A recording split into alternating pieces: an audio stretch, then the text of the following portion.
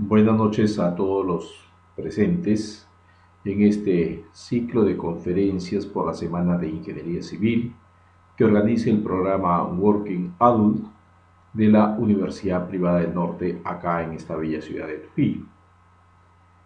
Gracias a la invitación del director de la carrera de Ingeniería Civil es que voy a presentarles la conferencia denominada Curso Breve de Ingeniería Sismo Resistente.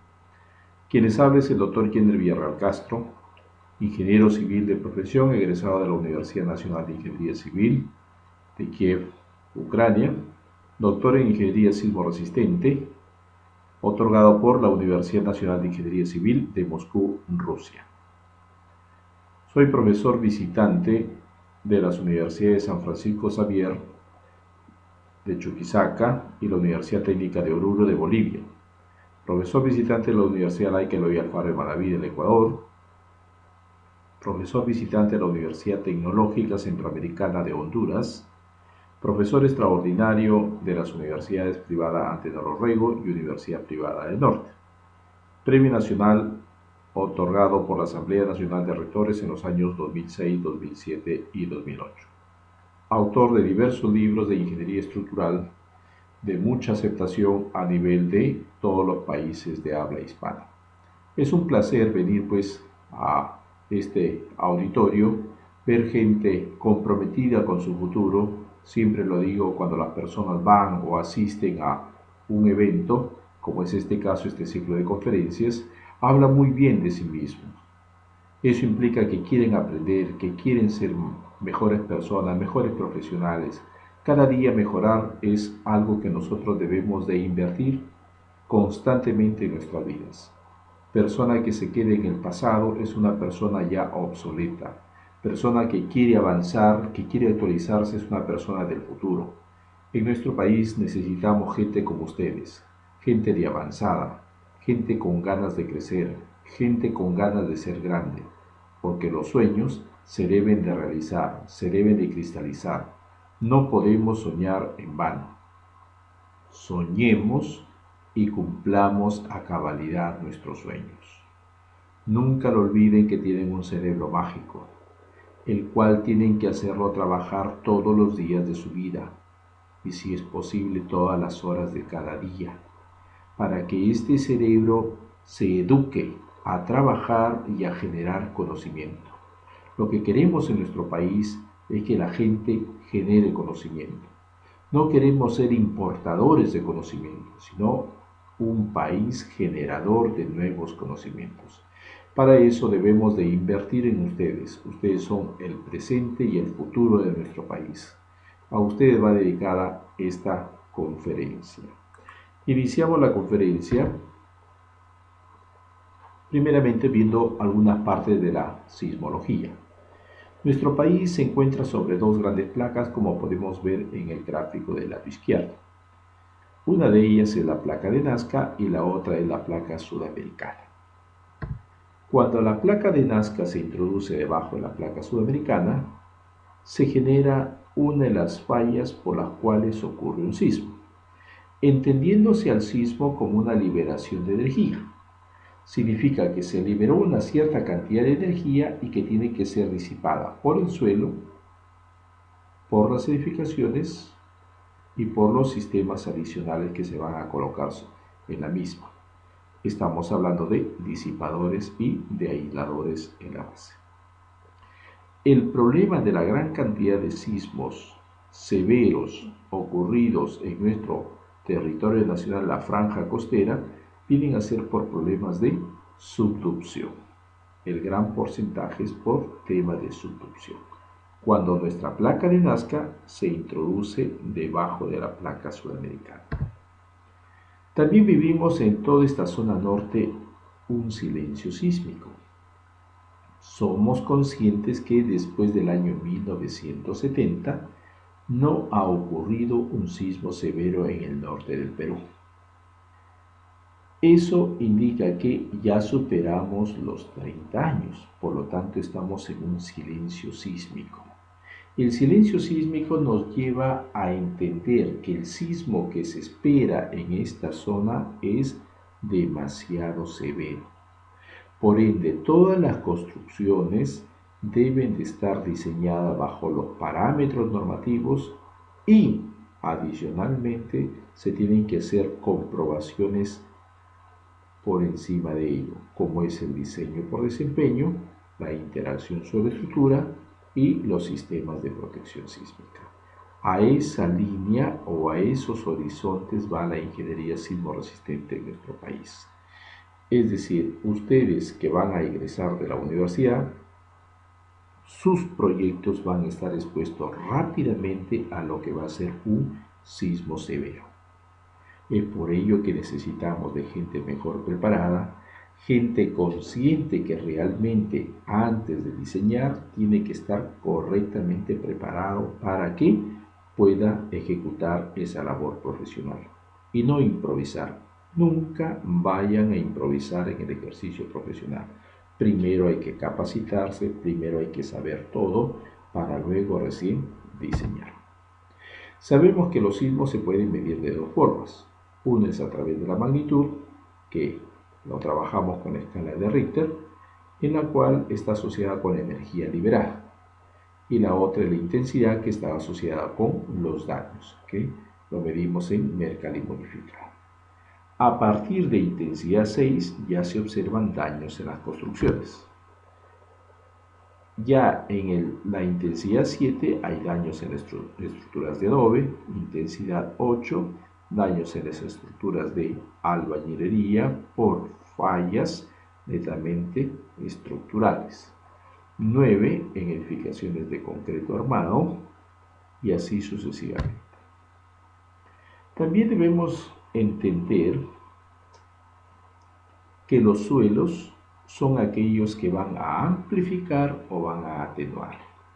Cuando un suelo es rígido, lo que hace es atenuar el movimiento. Y cuando el suelo es flexible, lo que hace es amplificar el movimiento. El lugar donde ocurre el sismo se denomina foco. La proyección del foco en la corteza terrestre se denomina epicentro. Esa distancia entre el epicentro con el foco se denomina profundidad focal. Y la distancia desde el foco hasta el lugar donde está llegando en la edificación se denomina distancia epicentral. Pues bien, en Lima tenemos diferentes tipos de suelos. Por ejemplo, mientras que un sismo ocasiona daños de intensidad 7 en Surquillo, en La Molina llega como 9 por el tipo de suelo. Algo que nos hace falta en nuestro país es instrumentar.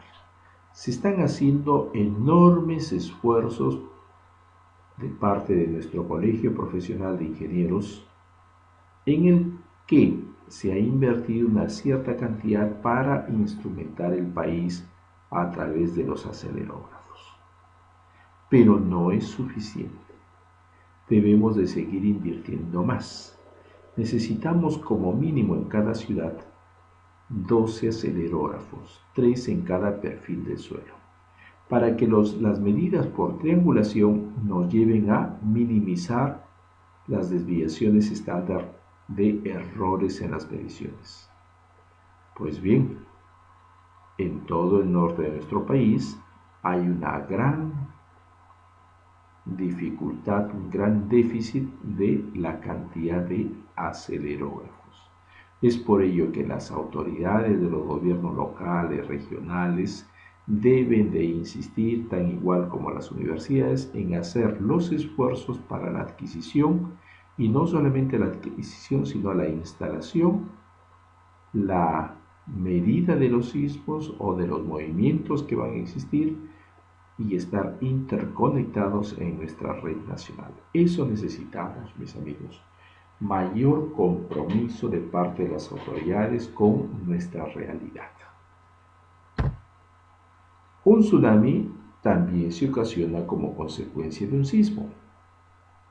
Cuando los sismos son magnitud 6 hacia arriba, generan tsunamis. L, en este caso, viene a ser la longitud de la onda. La cresta se va incrementando y la longitud va reduciéndose. En esa reducción vamos a tener el tsunami que llega con olas muy altas. Por ejemplo, acá tenemos tres casos. En el caso peruano, en el año 1746 en el Callao, se ocasionó un tsunami y generó, de las 5.000 personas que habitaban en el Callao, 4.800 perdieron la vida y solamente 200 personas se salvaron.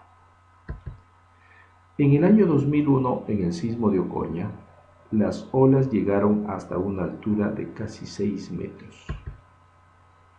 Por lógica es que llegó hasta la zona donde había viviendas, quedando destrozadas, como podemos ver en el gráfico superior, y el suelo totalmente salinizado. ¿Cómo se generan los tsunamis? Por erupciones volcánicas, por deslizamientos o por temas tectónicos. ¿Cómo se miden los tsunamis? Imamura, un científico japonés, es que nos da las magnitudes de los tsunamis y los daños, así como la altura de las olas que vamos a tener. Por ejemplo, para el caso de Ocoña, 6 metros de altura, la magnitud 2, donde vamos a tener que hay daños en las embarcaciones, personas arrastradas, como también en construcciones de madera. ¿Qué es lo que afecta para la magnitud de un tsunami? La magnitud del sismo, la profundidad focal, el área dislocada, la ruta de propagación, el ángulo de entrada a la bahía, la forma de la bahía y la topografía de la zona inundada. Tenemos un caso del Callao. En el Callao es una zona complicada, hay un área dislocada, ¿no? Hay curvas de refracción y el color rojo viene a ser el que limita la zona de inundación severa. El color verde es hasta donde llega la inundación y ahí están con líneas azules lo que son las rutas de evacuación hasta los lugares más seguros que se tendrían. Pero tenemos un gran problema, que hay una gran cantidad de construcciones de viviendas de adobe, quincha o de madera en esa zona de alta inundación o inundación severa. Tenemos que tener zonificados los lugares donde vamos a refugiarnos y tenemos que prepararnos. Acá debemos de insistir una y otra vez que los estudiantes de los colegios sí participan activamente en los simulacros. Sin embargo, nosotros, las personas adultas, somos poco conscientes en cuanto a la participación activa en los simulacros. Debemos entender que debemos de saber qué hacer antes, durante y después del desastre. Para ello debemos de tener un plan, debemos hacer los ensayos de evacuación, debe haber una supervisión y evaluación integral y, lógicamente, una difusión. Miremos ahora los daños estructurales en las edificaciones. Klitschko, un científico ruso, nos dejó este mensaje. A las personas no los mata el sismo, sino los edificios que colapsan. Lo que él quiso decir como filosofía de este pensamiento es que a las personas no los mata el sismo, sino los malos ingenieros civiles y arquitectos que diseñan, proyectan y construyen deficientemente. Acá debemos de atacar en la formación profesional de nuestros estudiantes y futuros colegas.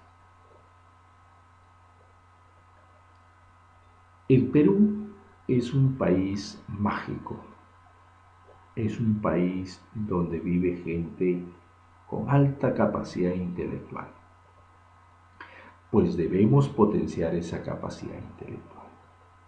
Debemos de exigir más a nuestros estudiantes, debemos de hacerles entender que la exigencia es para una mejora en la vida profesional y que las nuevas universidades que se han creado en nuestro país deben de tener los mínimos niveles de estándar de calificación, evaluación, implementación, metodologías de enseñanza-aprendizaje, relación universidad-empresa, universidad-estado, universidad-sociedad. Tiene que tener muchas vertientes. No puede ser una universidad encerrada en cuatro paredes, donde se forma gente sin saber la necesidad de la región, del país y del mundo entero. Hoy en día debemos formar profesionales en el sentido globalizado, para que puedan ejercer su profesión en cualquier parte del mundo. Por eso es que debemos de tener mucho cuidado, mucha seriedad en la formación de nuestros futuros profesionales y no generar lo que aparece en esta foto, el colapso estructural, porque no solamente se pierde vidas humanas, sino también hay grandes pérdidas materiales. Y como países en vías de desarrollo, reconstruir es muy difícil, casi imposible en un periodo corto. Consecuentemente, la formación de calidad, la autoevaluación, la acreditación deben ser tareas prioritarias de todas las universidades de nuestro país. Debemos entender que no hay región en el país donde no ocurran sismos. Al mismo tiempo, si vamos a formar a un joven en una zona de baja sismicidad, no significa una menor exigencia en cuanto al curso de diseño sismo resistente, sino al contrario. Todos deben de estar formados de acuerdo a un plan nacional de educación para cada una de las carreras. Acá debemos de insistir. Los sílabos no pueden ser distintos de una universidad con la otra, tienen que ser únicos.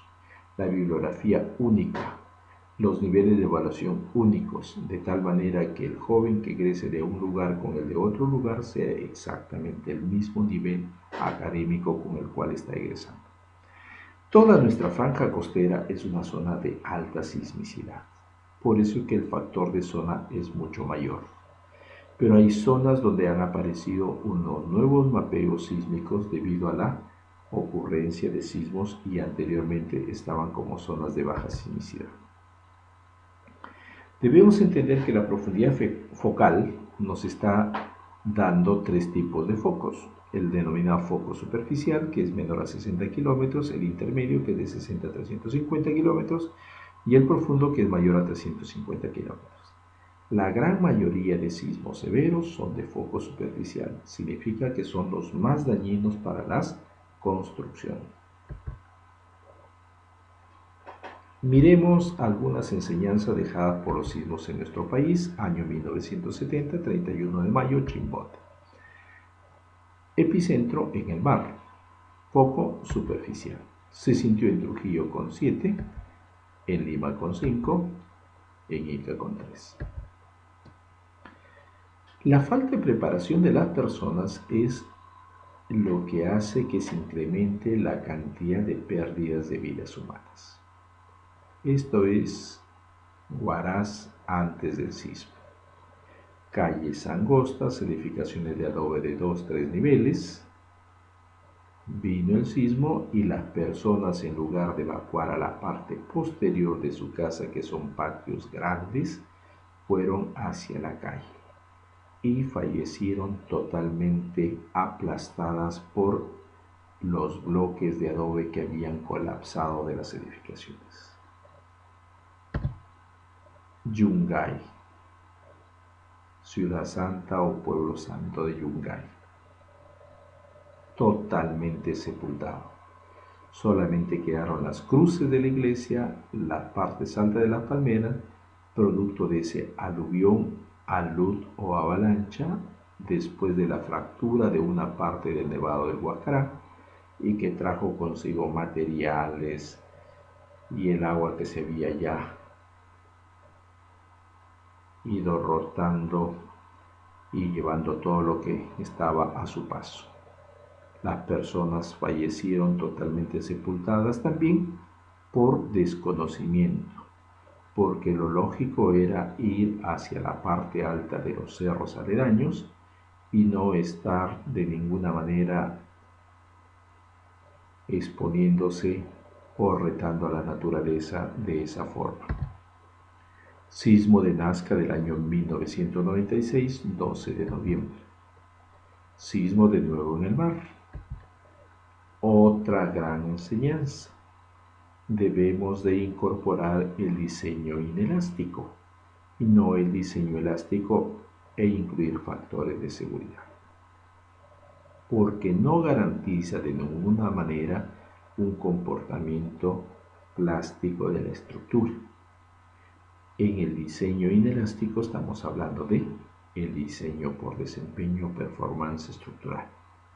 900 réplicas en este sismo de Nazca. Todos los sismos severos tienen réplicas.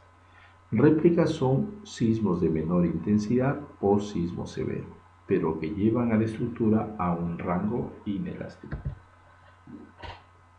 Una vez más, las edificaciones de adobe quedaron completamente colapsadas. La norma nos exige no más de 2 pisos en adobe en zonas de alta sismicidad, dinteles de concreto armado, cimentación de concreto ciclópeo. Tenemos que tener obligatorio para edificaciones de adobe y una malla para evitar la flexibilidad de los muros. La autoconstrucción es otro de los grandes problemas. Una viga debe descansar en una columna, sin embargo acá está descansando sobre un muro y todavía se colocó zona segura ante sismos. Esto debemos de desterrar la mala práctica, la autoconstrucción, pensar que con haber contratado a un profesional no calificado para que construya y reducir mis costos implica seguridad. No, la seguridad se la da un profesional competente. La junta sísmica, no podemos rellenarlo con materiales excedentes de obra, sino tenemos que colocar Tecnopor en toda la junta por todo el edificio. Sismo de Ocoña del año 2001, 23 de junio. Al 25 de junio más réplicas, 27 de junio más y al 10 de julio muchas más. Una vez más, comportamiento inelástico. Falla en la Catedral de Arequipa. Los muros, cuando se tiene necesidad de ventanas, es necesario aislar de la columna, colocarle una junta y así evitar que haya una rigidez en la parte baja y poca rigidez en la parte alta. A eso se denomina columna corta. Ya nos han enseñado diversos sismos en el pasado estos gravísimos problemas de columna corta y debemos de corregirlos de una vez. Aislar el muro de la columna para que se desarrolle completamente y trabaje libremente. Una vez más, edificaciones de adobe totalmente colapsadas. Sismo de Moyobamba, año 2005. Edificaciones de tapial colapsadas, licuación de suelos. La licuación de suelos se va a notar cuando existe un sismo, arena y nivel freático alto. Enseñanza dejada por los sismos en el mundo. Miremos el sismo de Alaska del año 1964, un 27 de marzo. Las edificaciones regulares se comportan muy bien. Rótula plástica. La rótula plástica se genera cuando la rigidez de un elemento es mucho menor que el elemento de conexión. En este caso, la rigidez de la columna es pequeña comparada con la viga y todas las columnas han fallado. Lo lógico es de que la rigidez de la columna sea mayor que la rigidez de la viga, pero no tanto. Hay una proporción que se ha llegado para poder evitar una rápida aparición de rótula plástica. La proporción es 1.2. licuación de suelos una vez más, problemas de tsunami, vista aérea de la ciudad de Anchorage, sismo de Caracas del año 1967, un 29 de julio. Los muros no deben de empezar de un piso determinado, sino los muros deben de ser continuos, desde el primer nivel hasta el último. No puede haber discontinuidad. La reducción por altura también no puede ser tan brusca. La componente vertical de los sismos es muy importante cuando se trata de edificios altos, luces mayores a 16 metros y cuando hay volados. Ahí la componente vertical va a tener una participación importante. La supervisión de todo proyecto es clave para un buen comportamiento. No puede ser que el acero de la viga no esté conectado con el acero de la columna. Gravísimos errores en cuanto a lo que es la configuración estructural y, peor aún, gravísimos errores en la falta de supervisión de los proyectos. Eso nos lleva a graves daños que comprometen a la vida humana. Corte en columnas, en vigas, piso blando. Cuando la rigidez de un piso es pequeña comparada con el piso superior, se genera el denominado piso blando, poca rigidez, y fallan, como vemos, en serie, a la misma altura. Sismo de México del año 1985, un 19 de septiembre. Las edificaciones en L no deben de proyectarse si no se coloca una junta sísmica. La junta sísmica debe de colocarse de tal manera de que se divide en dos edificaciones y no en una sola L, porque si no hay una gran torsión. Como vemos acá en la central de telecomunicación de la Ciudad de México, giró totalmente. Si no es por el edificio que estaba contiguo, estuviese colapsado mucho más. Sismo de Kobe del año 1995, un 17 de enero. Estas son las denominadas edificaciones de pintura sísmica. Se ven muy bonitas en forma externa, pero internamente tienen una muy mala configuración estructural. Las esquinas son los lugares más sacrificados durante un sismo. Hay que recordarlo. Las edificaciones regulares siempre se comportan muy bien. La gente vivía en forma tuburizada y en edificaciones de madera. Se iban a Kobe por un sentido netamente laboral, ganaban una cierta cantidad de dinero y regresaban a sus sitios. Pero la vida que llevaban no era tan adecuada. Entonces, en un sismo, estas personas quedan atrapadas y de lo que se trata es de generar una buena evacuación. La profundidad de la cimentación también es otro de los graves problemas que tenemos. La profundidad de la cimentación, contacto cimentación con suelo, para cimentación superficial mínimo 1,50 m como tal. Así quedó la línea expresa en Kobe. Se generó un incendio porque Kobe es una ciudad pesquera y al mismo tiempo siderúrgica. La comunicación era temporal, por lógica, un maremoto, zonas de refugiados de los damnificados. Del pueblo japonés lo que podemos aprender adicional a todas las lecciones del diseño sismo resistente es la calma que ellos llevan post-emergencia. Mantienen la calma y es eso lo que uno debe de tener muy claro en nuestras vidas. Ante una emergencia como un sismo, hay que mantener siempre la calma. Inscripción de los damnificados. Zonas de seguridad ante réplicas y viene el proceso de reconstrucción. Kobe año 1995 y en el año 2003, que fue la oportunidad que se pudo tener esta información. Podemos ver que este edificio del fondo está en perfecto estado, el puente aéreo solamente tiene problemas de desprendimiento de concreto, pero en Japón no están de ninguna manera para reparar. Con un aditivo, colocar el concreto nuevo con el concreto antiguo y todo está ok. Ellos no, reconstrucción total.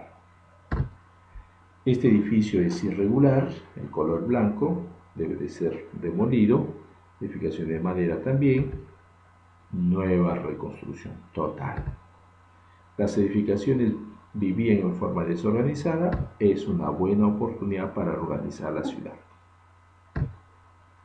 Este es un edificio militar, pabellón del lado derecho en perfecto estado, al lado izquierdo 3 pisos bien y los otros superiores en mal estado. Reconstrucción total. Demolición y reconstrucción. Este fue Kobe por sismo y Kobe en el año 2003. Entonces la pregunta es, ¿quiénes deben de investigar más? Los japoneses, que tienen una capacidad económica mucho mejor que la nuestra, o nosotros, que debemos de, al tener una menor capacidad de inversión en la reconstrucción, vamos a tener que investigar mucho más. Por supuesto que somos nosotros. Por eso es que, como decía en un inicio, nosotros no debemos de ser un país importador de tecnología y de conocimiento, sino un país exportador. Un país donde la mentalidad de los jóvenes cambie rotundamente, como un quiebre total. Y entender que han venido a este mundo no para pasar desapercibidos, sino para ser grandes. Y para ser grandes necesitamos gente bien preparada, comprometida con nuestro desarrollo nacional. Tienen que estudiar, solamente estudiar, estudiar y estudiar. Pero no estudiar por estudiar, sino estudiar muy, pero muy bien, con excelencia. Pasamos al siguiente tema, criterios estructurales y geotécnicos en edificaciones. Una estructura se denomina el armazón o cascarón estructural, que durante todo su tiempo de vida útil, que es mínimo 50 años, está expuesto a una combinación de cargas verticales y cargas laterales. Las cargas verticales son muertas y vivas y la carga lateral es de sismo y de viento. Y todo se transmite en las cargas hacia la cimentación, el suelo, y se calculan los esfuerzos que están distribuyendo hacia el terreno. Este es un pequeño esquema. Todo nace de la arquitectura, el estudio de mecánica de suelos y la topografía. Pasamos a la estructuración, que es plantar los elementos que vamos a utilizar, elección del sistema principal y el tipo de cimentación. Luego pasamos a un predimensionamiento, que es la primera aproximación al dimensionamiento final. Luego pasamos al metrado tanto por carga vertical como por sismo. El metrado por sismo solamente me permite obtener la fuerza sísmica. Luego modelamos tanto por carga vertical como por sismo. Son dos distintos modelos. Por ejemplo, una losa aligerada por sismo es flexible, en cambio carga vertical es flexible, en cambio por sismo es un diafragma rígido. Luego efectuamos el análisis. Y acá debemos entender que hoy en día no podemos seguir enseñando con métodos anticuados como Cross, Canita, Cabellos, Agua, Muto, sino debemos de también enseñar lo que es la parte informática. Los jóvenes tienen que salir de las universidades conociendo paquetes informáticos, pero con un nivel de preparación alto, porque si no, estaríamos formando jóvenes para 30, 40 años atrás. Y de eso no se trata. La ingeniería ha cambiado y debemos entender que debemos estar acorde con los nuevos avances de la ciencia y la tecnología. Finalmente hacemos controles por carga vertical y carga lateral. Si todo pasa ok, procedemos con el diseño. Y si no, vamos a tener que regresar hasta la etapa de estructuración. El primer control por carga vertical se denomina capacidad portante o resistencia del terreno, que lo obtenemos por el estudio de mecánica de suelos. Y lo podemos comprobar de que todo el peso acumulado del edificio y el cimiento sobre el revestimiento debe ser menor o igual a la capacidad admisible del terreno, que está dada en kilos sobre centímetro cuadrado. Por eso es un esfuerzo normal, una carga de superficie. Segundo control es el asentamiento. Acá tenemos dos tipos de asentamientos, uno denominado tolerable y el otro denominado diferencial. El tolerable es como consecuencia del proceso constructivo cuando exista una cohesión molecular del terreno y esto se va a asentar. El asentamiento tolerable debe ser del cálculo, que es el peso total del edificio más el cimiento sobre el balasto vertical por el área de cimiento, debe ser menor o igual al asentamiento tolerable del estudio de mecánica de suelos. El balasto vertical es una serie de resortes o un colchón de resortes debajo de la cimentación en el contacto con el terreno, es decir, el suelo es deformable. El asentamiento diferencial se da en nuestra norma de suelos y cimentaciones para zapatas, en la cual si una zapata se asentó más que la otra puede perder la estabilidad. Para eso se controla ese ángulo de desviación angular, donde por ser pequeño la tangente es igual al ángulo, y vamos a obtener que la diferencia de asentamientos entre la longitud entre los apoyos es menor o igual al alfa de la norma de suelos y cimentaciones. Por sismo, el control se denomina distorsión o deriva o drift, que es la diferencia de desplazamientos entre dos pisos consecutivos entre la altura. Eso debe ser menor para el caso del concreto de 7/1000. ¿Con qué finalidad se hace? Para evitar la pérdida de estabilidad del edificio. Para albañilería confinada, tenemos una norma muy buena, la E070 de albañilería. Debemos de controlar para todos los muros en X y Y el esfuerzo axial máximo, donde P sub M es la carga tributaria de aporte al muro, L la longitud del muro, incluida la columna de confinamiento, T el espesor, F'M es la resistencia a la compresión de la albañilería, H la altura del muro de albañilería, como tal.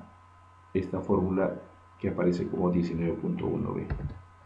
Y para el efecto de sismo debemos de controlar la densidad mínima de muros reforzados, que es la sumatoria de la longitud por el espesor, o sea, el área de corte sobre el área de plata debe ser mayor a esa relación, ZUSN sobre 56. Z es el factor de zona, U el factor de uso, S el factor del suelo, N el número de pisos. Pasamos al predimensionamiento de los elementos estructurales. Losas aligeradas. Para predimensionar una losa aligerada se utiliza que el espesor es la longitud nominal del lado menor en la dirección de las viguetas sobre 25. Tenemos ahí un cuadro de la luz, el espesor de la losa y el ladrillo 5 centímetros menos que la losa aligerada. El espesor mínimo de losa aligerada 17 centímetros. Y adicional se tiene que considerar 5 centímetros para piso terminado y en el diseño de la losa 5 centímetros para la losa superior. Losas macizas. Se puede utilizar la losa aligerada, su espesor menos 5 centímetros o la longitud mayor entre 40. Para vigas. Para vigas podemos utilizar para el peralte de 1/10 a 1/12 de la luz y para la base de 1/2 a 2/3 del peralte, entendiéndose que el ancho mínimo debe ser de 25 centímetros para evitar lo que es las cangrejeras. Columnas. Las columnas, como sabemos, trabajan a flexo-compresión. Para columnas centradas, el área de la columna es la carga de servicio sobre 0,45 F'C. Para las excéntricas declinadas, carga de servicio sobre 0,35 F'C. Para estimar la carga de servicio podemos utilizar esta relación, P por A por E, donde P es un valor para la categoría A, 1500 kilogramos sobre metro cuadrado, la categoría B, 1250 kilogramos por cada metro cuadrado, y 1000 kilogramos por cada metro cuadrado para la categoría C. A es el área tributaria de la columna y N es el número de pisos. Hay métodos prácticos que no es para predimensionamiento sino de comprobación. Por ejemplo, si H viene a ser la altura del piso, entre 8 vendría a ser para columna centrada, entre 9 para la excéntrica y entre 10 para la esquinada. También se puede tomar entre el 80 al 90% del peralte de la viga el lado de la columna. Para placas, entendamos de que en placas el espesor mínimo recomendable para zonas de alta sismicidad es de 20 centímetros. Se determina la longitud total de la placa según la dirección, como la cortante de la base en esa dirección sobre phi, que es de 0.85 por 0.53 raíz de F'C por B, que es el espesor del muro, y por 0.8. Para cimientos se utiliza, se despeja el área del cimiento, es igual, mayor o igual a la carga de servicio sobre un factor K por la capacidad admisible. K vale 0.9 para suelo rígido, 0.8 para intermedio, 0.7 para flexible. Para roca 1. Pasamos a una siguiente unidad, criterios de modelación estructural. Acá tenemos lo que es los grados de libertad y las restricciones del centro de masa. El centro de masa tiene 3 grados de libertad y tiene 3 restricciones. Los grados de libertad, como el sismo va en X, tiene desplazamiento en X, como va en Y, desplazamiento en Y, y como hay una excentricidad, va a tener una rotación en Z. Y tiene 3 restricciones que son desplazamiento en Z, rotación en X y rotación en Y. Todo va a trabajar con un bloque, significa un diafragma rígido. Y la fuerza o la masa va a estar aplicado en el centro de masa y arrastra al resto de los muros. La excentricidad considerada es del 5% para ambas direcciones. Se recomienda que los centros de masa deben de estar alineados por el eje vertical, de tal manera de evitar la torsión diferente piso por piso, y así los elementos de corte sufran más y se generen daños estructurales en los mismos. El brazo rígido es la conexión rígida que se va a tener entre dos elementos, por ejemplo, viga columna o columna zapata. Y es en la mitad del espesor de la columna para el caso viga columna, o la mitad del espesor de la zapata para el caso columna zapata. Se considera un factor de rigidez de 1 para que sea perfectamente un brazo rígido.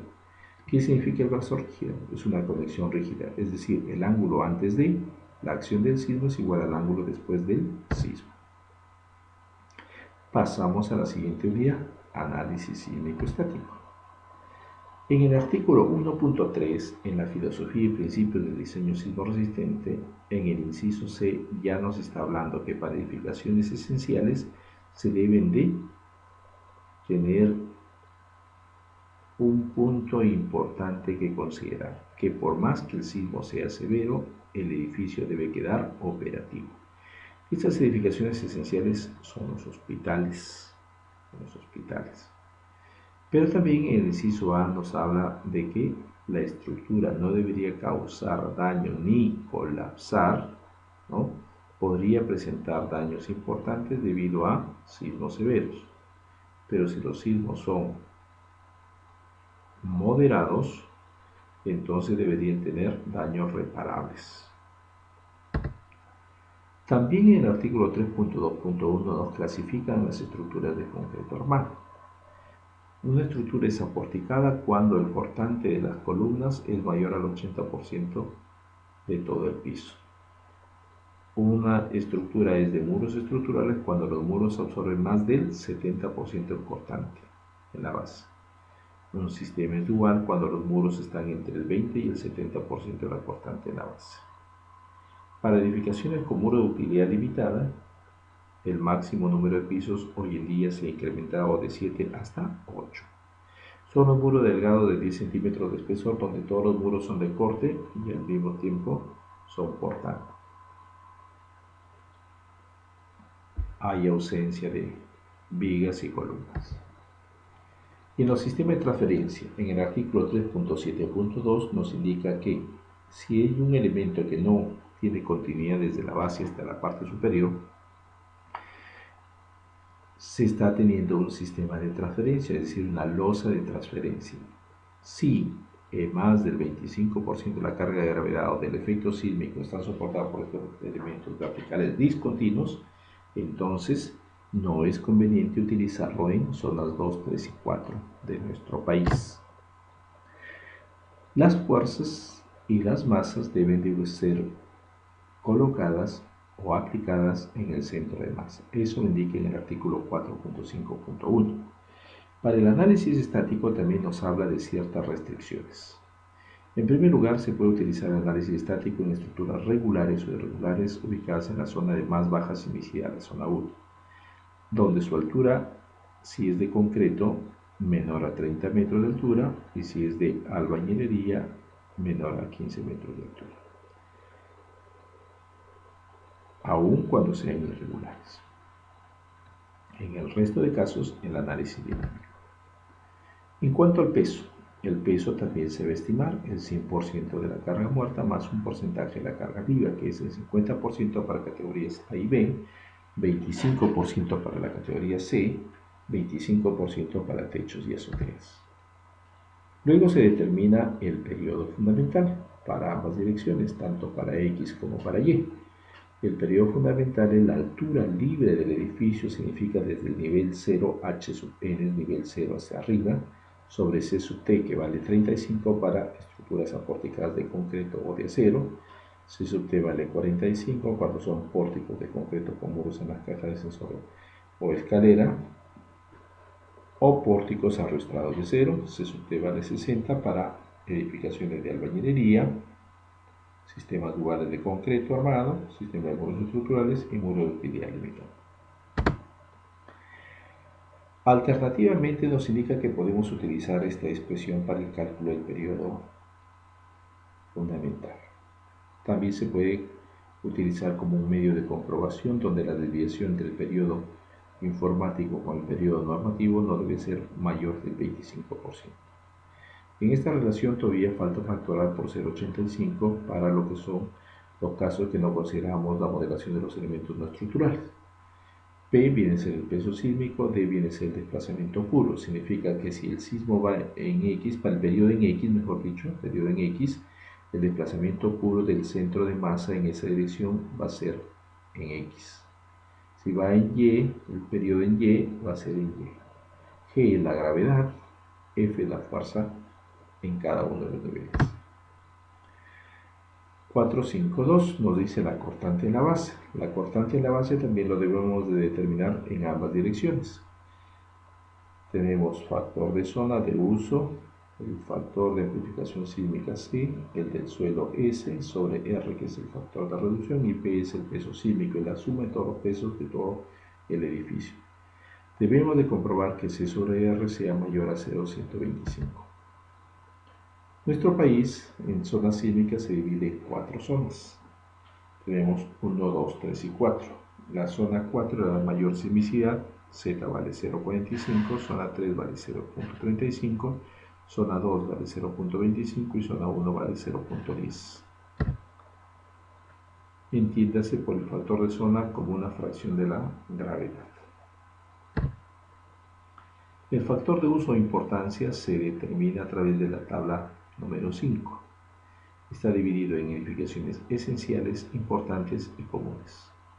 En la esencial tenemos dos categorías, A1 y A2. A1, que son los centros de salud más importantes, en el cual se recomienda utilizar lo que es el sistema de aislamiento sísmico en la base.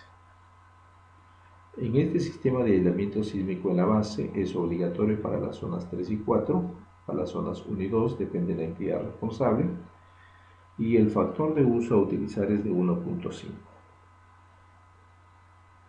En los casos, si no se utiliza aislamiento. En el caso que se utilice el aislamiento, se debe considerar U igual a 1.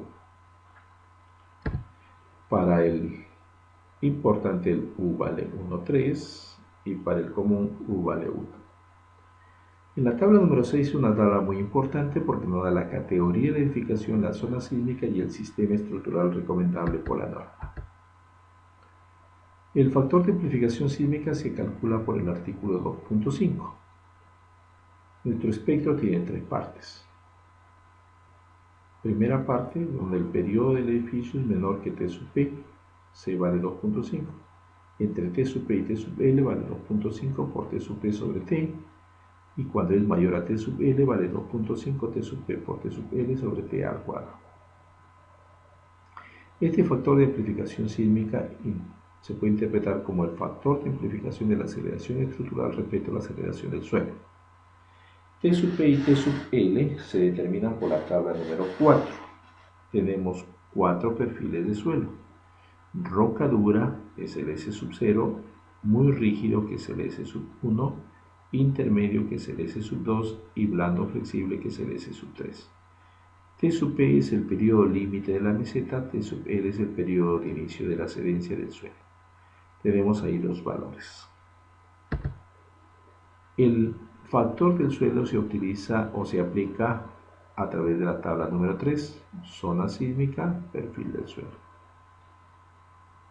Y la clasificación de los perfiles de suelo se hace a través del promedio ponderado de la velocidad de corte, el promedio ponderado del ensayo de SPT y el promedio ponderado de resistencia última en condición no drenada. Ahí tenemos. El coeficiente de reducción sísmica se determina a través del artículo 3.8, tablas 7, 8 y 9. Y se obtiene por la relación R sub 0, I sub A y sub P. R sub 0 es el coeficiente básico de reducción, I sub A es el factor de regularidad en altura y sub P es el factor de regularidad en planta. Pues bien, si es regular en altura, I sub A vale 1, si es regular en planta, I sub P vale 1. Si tenemos dos o más sistemas estructurales, se tomará el menor R sub 0. Ahí están los R sub 0, por ejemplo, para estructura pórtica de concreto armado vale 8, dual vale 7, muro estructural vale 6, muro utilidad limitada vale 4. Las irregularidades en altura están en la tabla número 8. Tenemos la irregularidad de rigidez o de piso blando. Se castiga con 0,75 a las irregularidades de rigidez o de piso blando y de resistencia o de piso débil. La irregularidad de rigidez o de piso blando es cuando la distorsión es mayor que 1,4 veces la distorsión del piso inmediato superior o 1,25 el promedio de distorsión de los tres pisos superiores adyacentes. La irregularidad de piso débil es cuando la resistencia en la fuerza cortante es inferior al 80% del piso superior. Las irregularidades extremas de resistencia y extremas de rigidez se castigan por 0,50. En el extremo de rigidez es cuando la distorsión es mayor que 1,6 el valor del piso superior o 1,4 el promedio de los tres pisos superiores. Y la irregularidad extrema de resistencia cuando el cortante es inferior al 65% del piso superior. Irregularidad de masa o peso se castiga con 0,9. Cuando el peso de un piso es mayor que 1,5 el peso del piso superior o del piso inferior. Irregularidad geométrica vertical se castiga con 0,90 cuando hay una reducción por la altura, ¿no? Y el lado mayor con el lado menor es 1,3 a más. Ahí hay irregularidad geométrica vertical. Discontinuidad de los sistemas resistentes. Se castiga con 0,80 la irregularidad en altura. Es cuando este elemento soporta más del 10% de la cortante de todo el piso. O cuando soportan todos los elementos discontinuos más del 25%, estamos en una irregularidad por discontinuidad extrema de los sistemas resistentes y se lo castiga con 0,60. Irregularidades en planta. Tenemos la irregularidad torsional, cuando el desplazamiento relativo respecto al centro de masa es 1,2. Se lo castiga con 0,75. Irregularidad torsional extrema es cuando el desplazamiento relativo del extremo máximo es mayor que 1,5 el desplazamiento relativo del centro de masa. Esquinas entrantes. Se lo castiga con 0,90 cuando hay una reducción de más del 20% de la dimensión total de la planta. Discontinuidad del diafragma. Cuando hay aberturas que superan el 50% del área bruta, tenemos que hay discontinuidad del diafragma y se lo castiga con 0,85. Y sistemas no paralelos cuando el ángulo es mayor a 30 grados y soporta más del 10% de la cortante del piso. En la tabla número 10 es también muy importante. Nos está dando la categoría de edificación, la zona sísmica y las restricciones de irregularidades.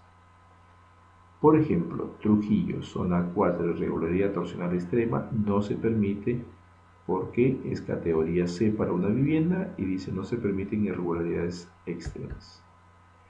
Luego determinamos la fuerza sísmica por la altura a través del artículo 4.5.3. Y ahí tenemos que la fuerza es igual al coeficiente alfa por la cortante. La suma de las fuerzas por la altura es igual a la cortante en la base y la suma de los coeficientes alfa es igual a 1. El alfa depende del peso sísmico, la altura como brazo de palanca hasta el nivel 0 elevado a un exponente k. Ese exponente k vale 1 para el periodo del edificio menor a 0,5 segundos y cuando es mayor a 0,5 segundos vale 0,75 más 0,5 t, pero debe de ser menor que 2. Para el control de distorsión de entre pisos se utiliza la tabla número 11 de los valores límites, entendiéndose que en la distorsión debemos de amplificar los desplazamientos cuando el edificio es regular por 0,75 R y cuando es irregular por R. La junta sísmica. La junta sísmica la debemos de considerar para evitar el impacto entre dos edificaciones contiguas. La junta sísmica es de 0.006 H, que es la altura de impacto y debe ser mayor a 3 centímetros. Cuando un elemento, como fuerza sísmica de diseño, cuando un elemento o pórtico supera más del 30% del cortante total, se tiene que diseñar con el 25% adicional o 1.25 de su valor como tal. Pasamos al análisis sísmico dinámico. El análisis sísmico dinámico es una suma del análisis modal con el análisis espectral. En el análisis modal obtenemos el periodo de vibración, el número de modos, el porcentaje de masa participativa. En el espectral obtenemos la fuerza de diseño, desplazamiento lateral como tal. Y en el análisis dinámico nos exigen periodo de vibración, porcentaje de masa participativa, número de modos, la fuerza de diseño, así como lo que es el desplazamiento lateral. Para el análisis modal es una vibración libre, significa que hay una interacción entre la masa y la rigidez. Consideramos un número mínimo de modos donde se supere por lo menos el 90% de la masa participativa. La masa participativa significa la masa de aporte de cada uno de los movimientos que se van a tener. Tenemos en este caso número de pisos, un aproximado del número mínimo de modos y el periodo del modo 1 aproximadamente. El periodo del modo 1 es aproximadamente 0.1 el número de pisos en segundos. Se considera para ello una fracción del amortiguamiento del 5%.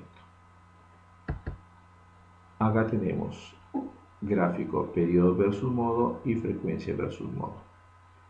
En las oficinas de proyectos se consideran 3 modos por cada piso, es decir, si tengo 5 pisos, 15 modos como tal. Las masas se determinan dependiendo si es la losa regular o es irregular. Las masas simplificadas para la losa regular y las masas ya generales para la losa irregular. Tenemos ahí la masa de traslación y la masa de rotación. La masa de traslación está dada en toneladas por segundo al cuadrado sobre metro y la de rotación toneladas por segundo al cuadrado por metro.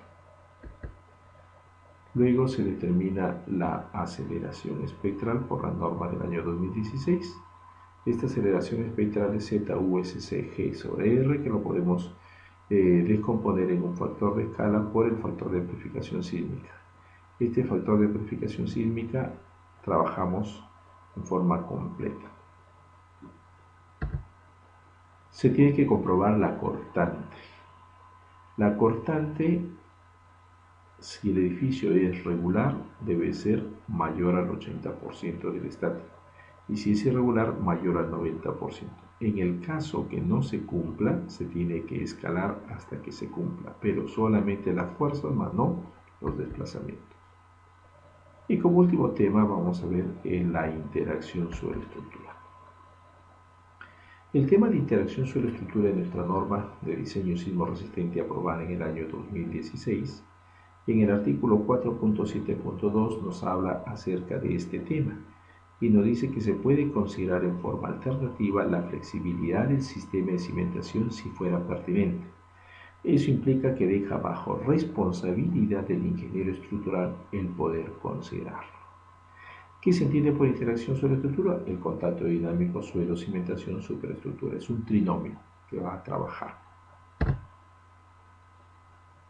Por lógica, es un trabajo más real que el empotramiento. El empotramiento es un sistema o una forma o un modelo de cálculo irreal y que solamente es con fines de reducción del trabajo en cuanto al diseño estructural.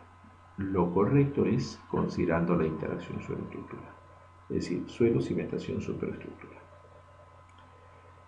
Existen dos enfoques de cómo trabajar. Hay un enfoque geotécnico y un comité TC207 de la Sociedad Internacional de Mecánica de Suelos, y hay un enfoque estructural que es a través de las normas de diseño sismo resistente utilizando los denominados coeficientes de rigidez equivalente. La Sociedad Internacional de Mecánica de Suelos e Ingeniería Geotécnica, su comité TC207 lo dirige hoy en día el profesor Lisyuk. El vicepresidente es el profesor Ulitsky, que ha sido presidente durante 3 periodos consecutivos. El profesor Ulitsky es un genio en cuanto a lo que es la interacción sobre estructura. Es la persona más importante en el mundo en este tema y tengo el altísimo honor que ella haya sido la persona que haya avalado mi disertación doctoral.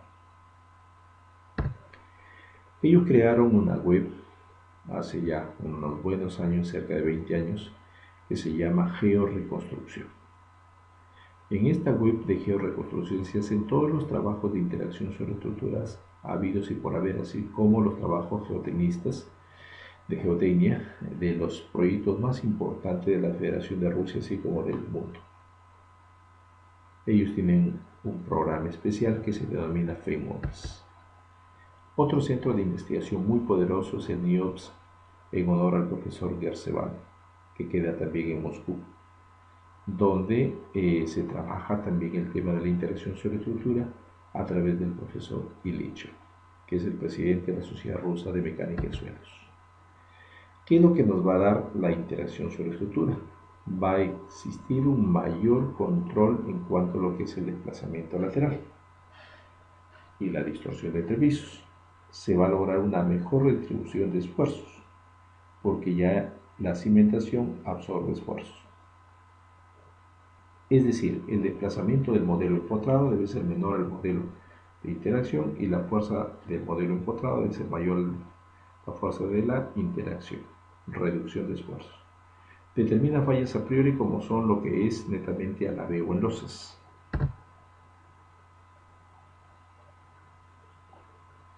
Dos nudos en la diagonal se levantan y nosotros dos nudos descienden, o viceversa, dos se descienden y nosotros dos se levantan, es alabeo en losas, fractura en las esquinas de las losas.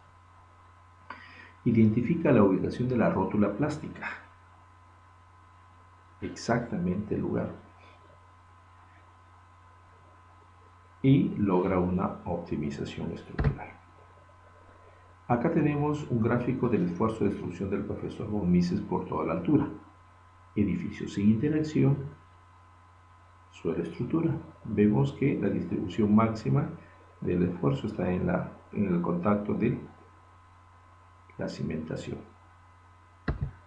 En cambio, cuando vemos la interacción, por ejemplo, con este modelo del profesor Barca, y hay un pico antes del primer piso. Eso nos va a generar daño, rótula plástica en ese sector.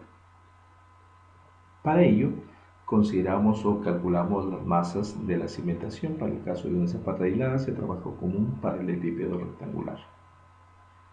La zapata se considera infinitamente rígido para que todo sea un palanqueo total, desplazamiento todos los 6 grados de libertad, ¿no? 3 traslaciones y 3 rotaciones. Y se colocan los coeficientes de rigidez en el centroide. Acá están las masas de la zapata. Para la platea se considera como una lámina rectangular delgada y ahí están las bases de la platea, tanto las traslacionales como las rotacionales. Luego se calculan los coeficientes de rigidez de traslación elástica uniforme, compresión elástica uniforme, compresión elástica no uniforme y traslación elástica no uniforme. Existen dos modelos muy validados para zapatas y para plateas se aplica uno muy bueno que es el de la norma rusa. Tenemos el modelo del profesor Barkan que se aplica para zapatas. Tenemos la presión estática, la zapata, peso del edificio más peso de la zapata sobre el área de zapata. Para la platea, pero en la platea hasta hoy en día está muy bien, pero hoy en día se ha demostrado de que este modelo del profesor Barkan para plateas en casos extremos no llega a cumplir correctamente. No en todos, en algunos es donde falla. Por ello que descartamos mejor para el caso de plateas. Luego se determina el coeficiente C sub 0, que es el balasto vertical sin amplificar. A partir de este se obtiene el coeficiente de sub 0 utilizando el coeficiente de Poisson del suelo. Los coeficientes X, Y, Z, Cφx, Cφy, que depende de las dimensiones de la zapata, de la presión estática media, 0.2 kg sobre centímetro cuadrado, presión estática, delta, que es un coeficiente empírico de 1 metro al menos 1, el área y el balasto vertical. En función de eso se obtienen los coeficientes de rigidez. Como podemos ver en el modelo del profesor Barkan, existen 5 coeficientes de rigidez. Es decir, hay un sexto coeficiente de rigidez que no lo puedo calcular, por lo tanto se restringe la rotación en Z. Modelo norma rusa, este sí se aplica tanto para zapatas como para plateas. Coeficiente C sub Z. El B sub 0 se obtiene a través de mi libro de zapatas. E es el modo de elasticidad del suelo. A sub 10 es 10 metros cuadrados. A es el área de la cimentación. Luego se obtienen los coeficientes Cx, Cy, Cfx, Cfy, Cz. Y finalmente los coeficientes de rigidez equivalentes. En este modelo se utilizan los parámetros de amortiguamiento, el cual depende del modo de elasticidad, el balasto y la presión estática y las características del amortiguamiento para poder utilizar el elemento tipo damper.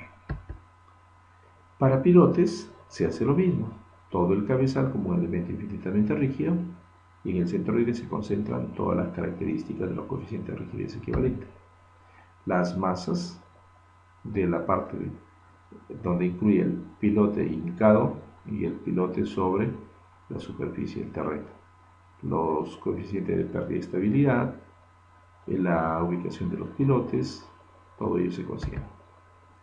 Luego los coeficientes de rigidez que dependen del material, del número de pilotes, la inercia, coeficiente de estabilidad, la ubicación del cabezal, la geometría de la ubicación de los pilotes, los estratos como tal, cada uno de ellos, los parámetros de amortiguación y concluimos esta conferencia agradeciendo a todos ustedes, en primer lugar a la Universidad Privada del Norte, a través de su Dirección de Escuela de Ingeniería Civil, a cargo del ingeniero Winston López,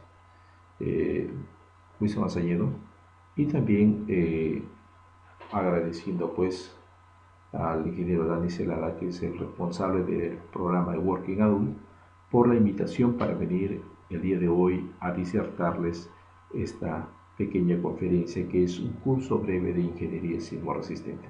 Espero que haya sido de su agrado.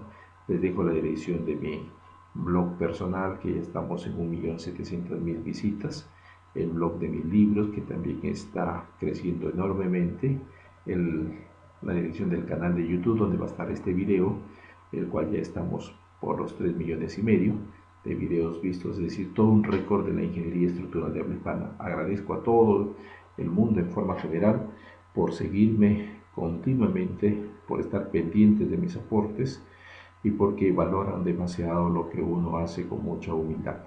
Gracias de verdad por tanta gentileza, por tanta buena voluntad, por seguirme y por tomarme como una referencia en cuanto a lo que son sus investigaciones, su forma de vida y lo único que les puedo decir es que sueñen en grande para ser grandes. Que Dios los bendiga. Muy buenas noches.